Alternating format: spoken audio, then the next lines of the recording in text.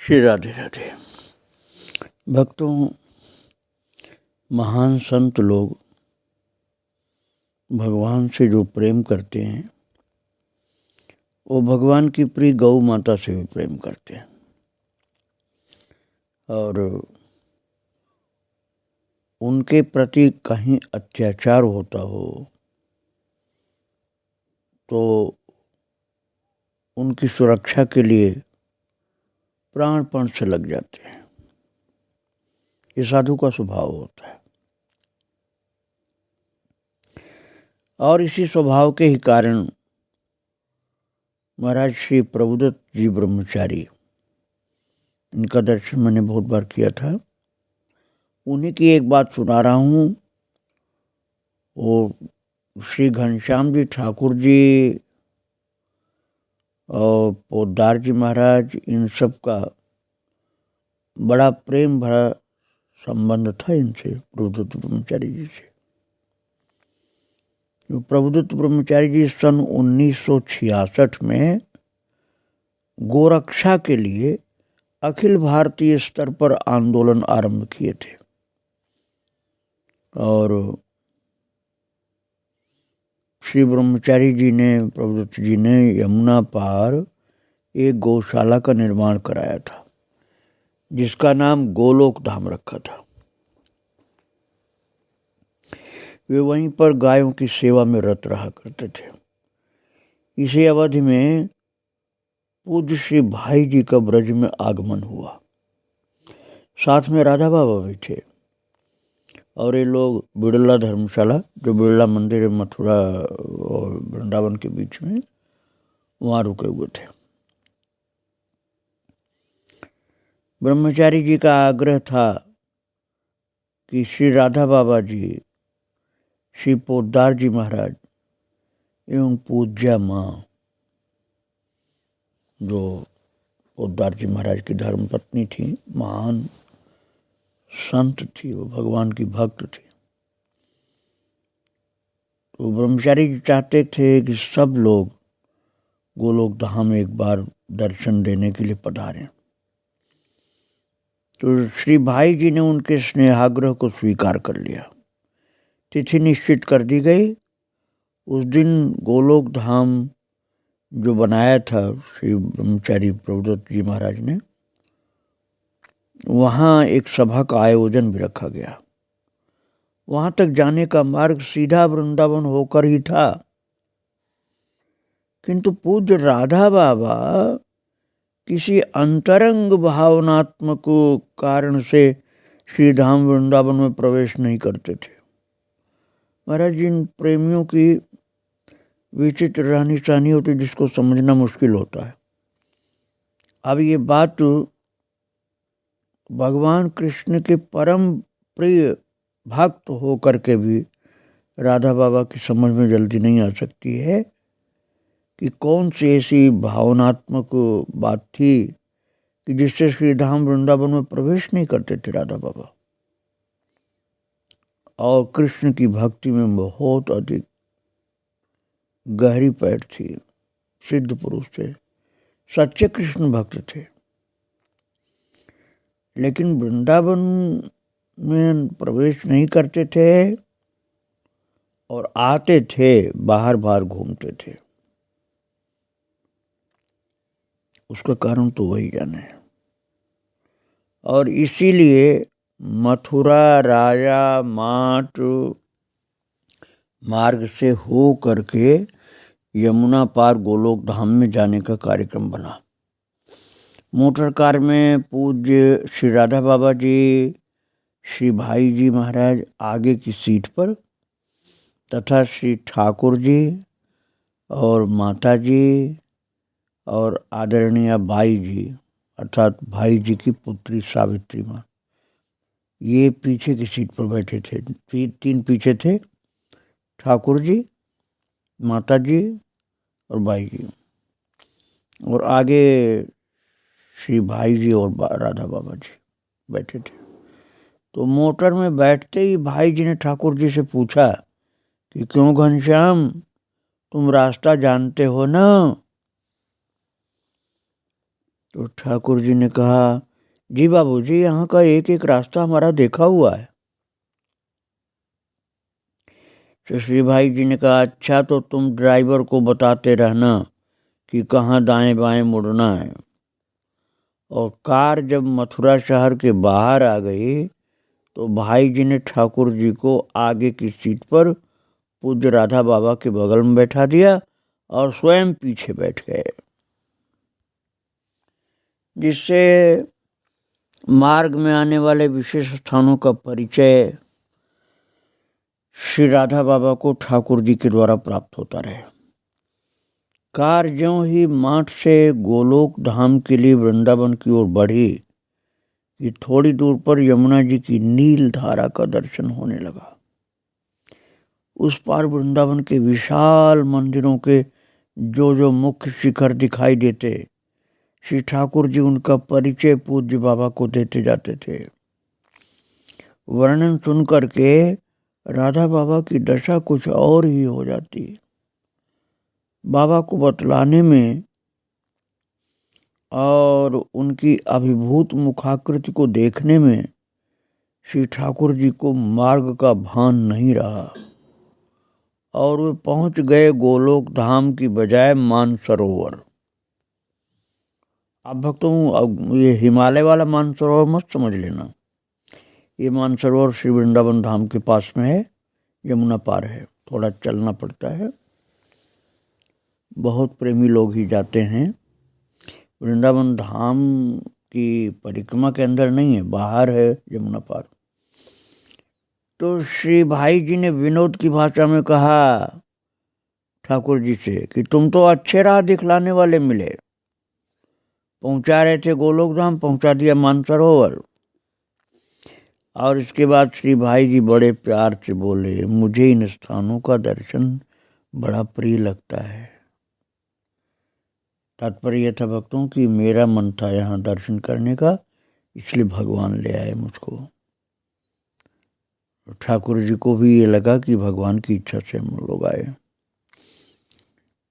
बोले कि ये भूमि, ये सुंदर कुंजें, ये रज, ये सरोवर, ये शांति कितनी अच्छी लग रही है। मुझे ही नहीं, पूज्य बाबा को भी ये सब बड़े प्रिय हैं। सभी ने सरोवर के जल का आचमन किया। अपनी अंजलि में जल भरकर श्री ठाकुर जी ने पूज्य बाबा को दिया। बाबा ने भी आचमन किया। मानसरोवर स्थान का दर्शन करके सभी लोग गोलोक धाम की ओर चल पड़े। गोलोक धाम पहुंचने पर पूज्य श्री ब्रह्मचारी जी ने सभी का स्वागत किया। प्रभुदत्त ब्रह्मचारी जी ने, श्री भाई जी ने ब्रजभूमि एवं गायों की महत्ता पर भाषण दिया। कार्यक्रम के समापन के बाद पूज्य भाई जी ने कहा, ब्रह्मचारी जी ने हम लोगों पर बड़ा उपकार किया है। अब तक ऐसा होता था कि मृत्यु के बाद गोलोक धाम का दर्शन मिल पाता था, किंतु अब तो हम लोग अपने जीवन काल में गोलोक धाम का दर्शन कर रहे हैं। ये सुन करके श्री प्रभुदत्त ब्रह्मचारी ठहाका लगा करके हंस पड़े। भाई जी की ये बात सुन करके भक्तों संतों ने खूब आनंद लिया था उस कार्यक्रम में। भक्त ठाकुर जी अर्थात ये घनश्याम दास जी कितने भाग्यशाली थे। ये सब ये महापुरुष लोग इनको बहुत चाहते थे। और नारद जी भक्ति सूत्र में लिखते हैं, देवर्षि नारद जी, कि भगवान का जो प्रेम होता है, बहुत दुर्लभ प्रेम भगवान का, वो एकमात्र महापुरुषों की कृपा से ही संभव। मुख्यतस्तु महत कृपैव भगवत कृपा लेशाद्वा। मुख्य रूप से महापुरुषों की कृपा बताया और दूसरे में नंबर में कहा है कि भगवान की लेश कृपा से भी हो सकता है, हो जाता है।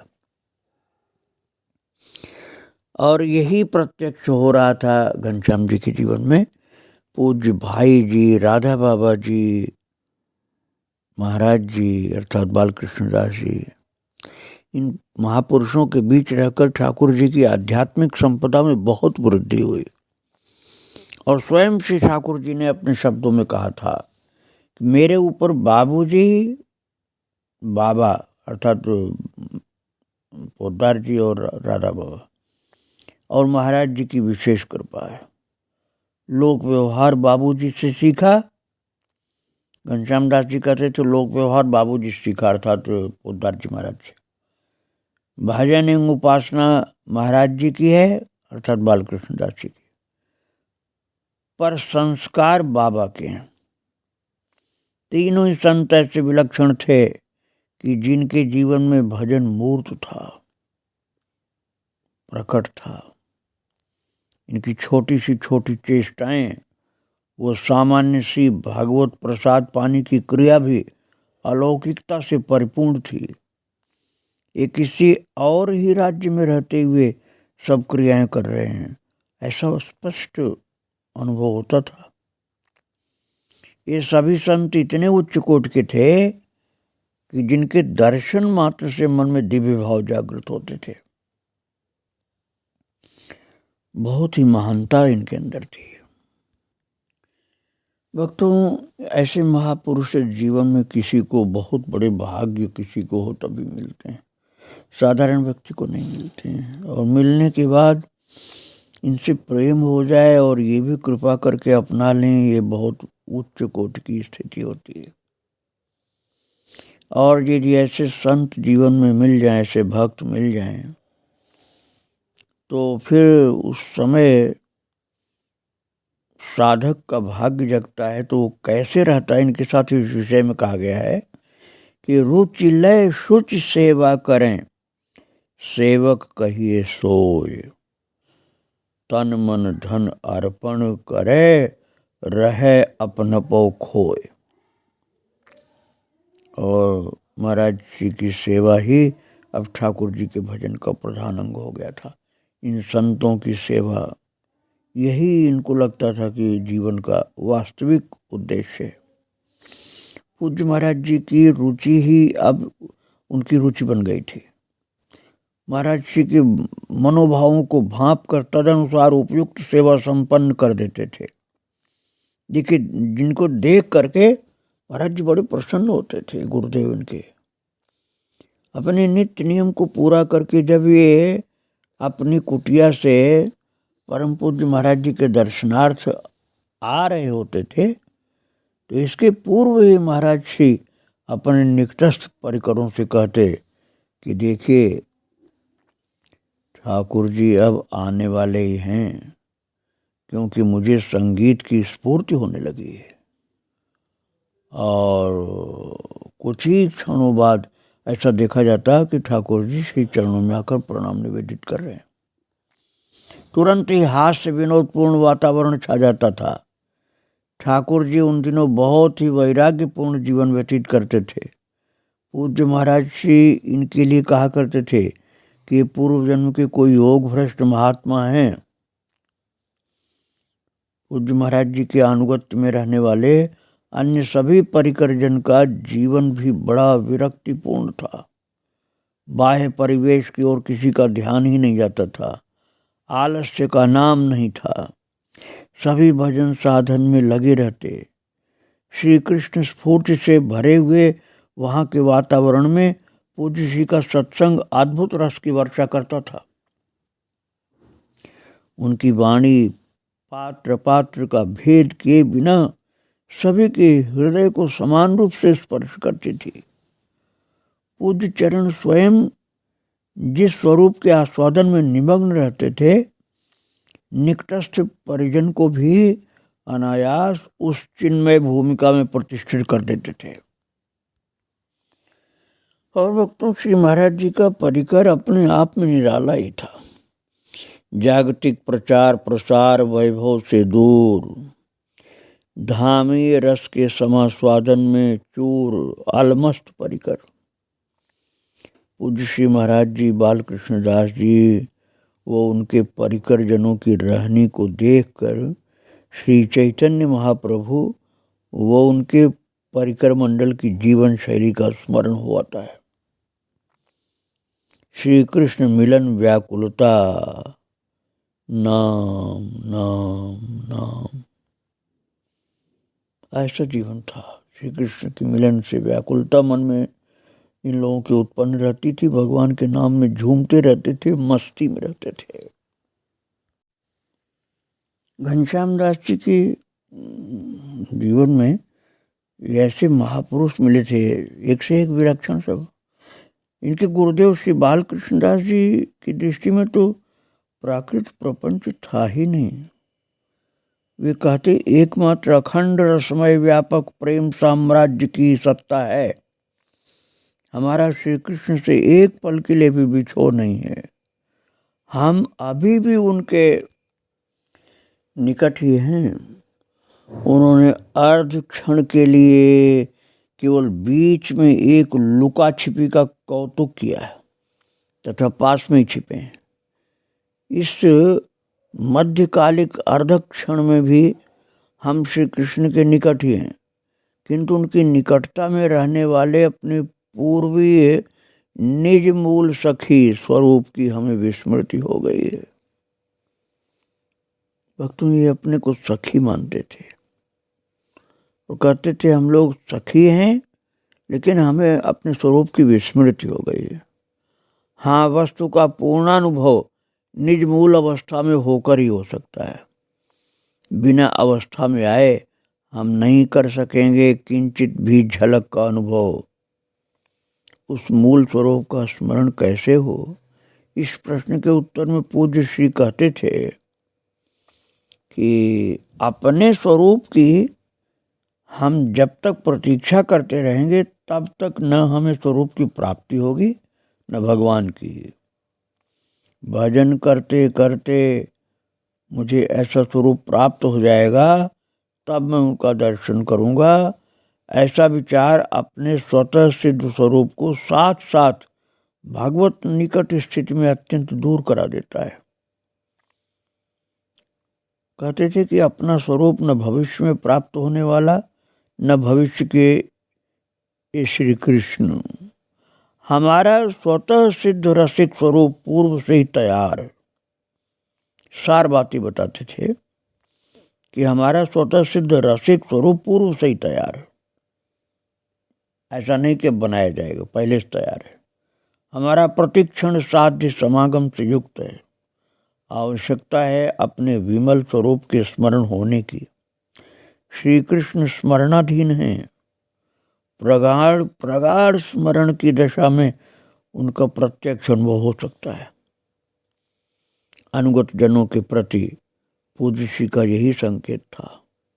वे नामस्मरण के साथ साथ मानसिक सेवा व लीला चिंतन पर जोर देते थे। श्री महाराज जी के पास रहकर ठाकुर जी ने अनेक ग्रंथों का अनुशीलन किया। भक्त चरित्र श्रवण पठन में भी विशेष रुचि थी। भक्तों, इन महापुरुषों के जीवन से पता चलता है कि संतों का भक्तों का चरित्र श्रवण करना परम कल्याणकारी होता है। श्री ठाकुर जी ने बहुत प्रेम से कुछ ग्रंथ अध्ययन किए थे। कई लोग हमारे जो श्रोता हैं भक्त चरितावली के, वो पूछने लग जाते हैं कि आप ग्रंथों के विषय में कुछ बता दीजिए। तो अभी मुझे याद आ गई उन लोगों की बात, इसलिए मैं आपको बता रहा हूँ कि श्री घनश्याम दास जी ठाकुर जी ग्रंथ अध्ययन करते थे समय मिलने पर। उनमें एक ग्रंथ प्रबुद्ध ब्रह्मचारी जी का लिखा हुआ श्री चैतन्य चरितावली, जो अब गीता प्रेस से मिलता है, पहले तो ब्रह्मचारी जी के आश्रम से ही छपता था, वो अध्ययन करते थे। और श्री चैतन्य चरितामृत रचयिता श्री कृष्णदास कविराज गोस्वामी, श्री विष्णु प्रिया जी का चरित्र, श्री लक्ष्मी प्रिया जी का चरित्र, गंभीरा में गौरांग, नीलाचल में ब्रज माधुरी, बड़े बाबा श्री राधा रमन चरण दास जी महाराज का जीवन चरित्र, चरित सुधा, स्वामी श्री रामकृष्ण परमहंस जी का जीवन चरित्र, गीता प्रेस गोरखपुर से निकलने वाले अनेक भागों में प्रकाशित भक्तों के जीवन चरित्र। श्रीपाद प्रबोधानंद सरस्वती, श्री रूप सनातन, श्री नरोत्तम ठाकुर के जीवन चरित्र, श्री जगत बंधु जी का जीवन चरित्र एवं आमीय निमाई, ये सब ग्रंथ अध्ययन करते थे। भक्तों, ये ग्रंथ आसानी से मिलने वाले नहीं हैं जो मैंने आपको सुनाया है। कोई नवद्वीप में मिलेगा, कोई बंगाल में मिलेगा, कलकत्ता में मिलेगा कोई ग्रंथ वृंदावन में भी मिलेगा, कोई तो ऐसे हैं जो मिलेंगे ही नहीं। इसलिए मेरी प्रार्थना तो यही है कि जो प्रभु की कृपा से भक्त चरितावली आप लोग श्रवण करते हैं, इसी में ठाकुर जी आपको महापुरुषों का चरित्र सुनाते रहेंगे, सुनाने की कृपा करते रहेंगे। और भी ग्रंथ अध्ययन करते थे, मैं वो भी आपको सुना देता हूँ। श्री ठाकुर जी को अनेक रस ग्रंथों का अनुशीलन का भी अवसर प्राप्त हुआ, जिनमें श्री रसिक चंद्रिका, काला चांद गीता, श्री कृष्ण करणामृतम, श्री वृंदावन महिमामृतम, श्री गीत गोविंदम और श्री विद्यापति जी की पदावली, ये ग्रंथ भक्तों बहुत अध्ययन किया था इन्होंने। ब्रज के रसिक संतों द्वारा रचित वाणी के साहित्य भी भक्तों बहुत हैं। ये श्री ठाकुर जी की अपनी वस्तुएं थी, बहुत इनको अपनापन लगता था इनसे। भक्तों, सन 1963 में श्री वेणु विनोद कुंज का निर्माण हुआ था। मैंने आपको बतलाया था ये राधा दामोदर मंदिर के निकट में है, बिल्कुल पास में, चीरघाट के पास में। चीरघाट से आप आएंगे राधा दामोदर मंदिर या सेवा कुंज जाएंगे तो रास्ते में पड़ेगा। तो महाराज श्री अपने पूर्व निवास गोपाल मंदिर को छोड़कर श्री बालकृष्ण दास जी महाराज सपरिकर यहाँ रहने लगे वेणु विनोद कुंज में, जिसमें पूज्य महाराज जी के पावन कक्ष के अलावा साधकों की कुटियाएं भी हैं। निर्माण कार्य में श्री ठाकुर जी, श्री मनोहर बाबा, श्री देवी जी, श्री कुसुम जी आदि ने श्रमदान किया। भक्तों के अर्जित शुद्ध धन से इस कुंज का निर्माण हुआ। श्री ठाकुर जी ने अपनी परिकल्पना के आधार पर पूज्य श्री के कक्ष को बनवाया। वे स्वयं अपनी कुटिया श्री राधा केल कुंज में ही रहते थे और भक्त लोग तो वेणु विनोद कुंज में रहते थे, लेकिन ये अपनी राधा केल कुंज कुटिया को छोड़ करके नहीं आए। भजन क्रिया में ठाकुर जी को अनेक विक्षेपों का भी सामना करना पड़ा था, लेकिन गुरुदेव की असीम अनुकंपा से इनकी भजन निष्ठा परिपक्व होती चली गई। कभी गुरु निष्ठा की तो कभी धाम निष्ठा की परीक्षा, कभी चरित्र निष्ठा की परीक्षा भी होती थी। इन्होंने साधना मार्ग की घाटियों को गुरु सेवा के प्रताप से सहज पार कर लिया। वृंदावन के अनेक संभ्रांत जन श्री ठाकुर जी का सम्मान करते थे। अनेक धनपति इनकी निकटता के लिए लालायित रहते थे, किंतु श्री ठाकुर जी केवल भगवत संबंध को लेकर ही उनसे व्यवहार रखते, वो भी बहुत ही सीमित। फालतू संबंध किसी धनवान से भी नहीं करते थे। भक्तों, इस विषय में आगे आपको फिर सुनाऊंगा और, किंतु आज इनके चरणों में प्रणाम करके यहीं विराम दे रहा हूँ।